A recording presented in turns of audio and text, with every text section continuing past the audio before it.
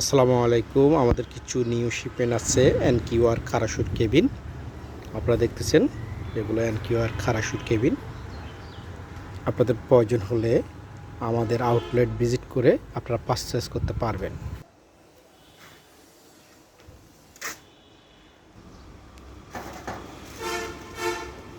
এটা হচ্ছে আরেকটা কালারের কেবিন। এগুলো সবগুলো আছে চেসিস কেবিন, ইঞ্জিন খোলা আছে।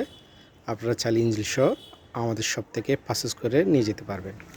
এটা হচ্ছে আরেকটা কালারের